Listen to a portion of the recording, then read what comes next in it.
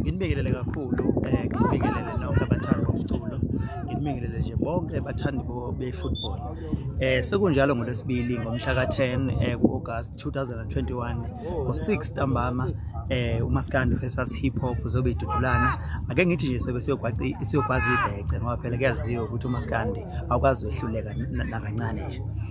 Ngithi bafethu angenze le video ngidlulise ukucela ukuthi bese ngijabulela kakhulu ukuthi sibe kanye nabantu egroundini bezojabula kanye nathi, kodwa ngenxa yezimo ze-COVID eyikhona kuyacelwa ngempela abanikazi benkundla bayacela ukuthi abantu sibanxenxe ukuthi abayibuke live streaming ngoba izobe kuqashwa amakhamera asezingeni eliphezulu, izobe streamwa ngokusezingeni lebhola vele elijwayelekile. So vele ukuyibuka kwi-streaming izobe sengathi kuyafana nokuthi ubuke eground. Kuyacelakala ukuthi abantu ngempela abagcine ngempela umthetho njengoba sazi ukuthi kune-COVID asifune emva kale game bese siyithola sokumele siphendule imibuzo mayelana nabantu abatheleleke nge-COVID enkundleni. Kuyacelakala ukuthi bayacela impela abanikazi bevini ukuthi bazokwenza ngakho ngisemandleni ukuthi laba abadlulayo beyongena ngaphakathi enkundleni abantu labo abayoba ingxenye yegame.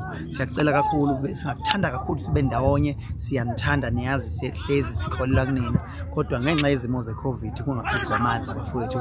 Inhloso yale game siyenzele khona sinijabulise, sinikhombise ukuthi sibumbene siwumusic, sinikhombise futhi ukuthi siwuMaskandi asehluleki noma kanjani. Ngiyabonga kakhulu bafowethu, sihlangane khona 6 o'clock ngomhla ka-10 ngoLwesibili noma kanjani. Ngicela abantu bebheke kuma-Facebook page, izobe nje istreamwa ikakhulukazi i-Facebook Big Zulu, i-Facebook yami, i-YouTube yami Khuzani Mpungose TV.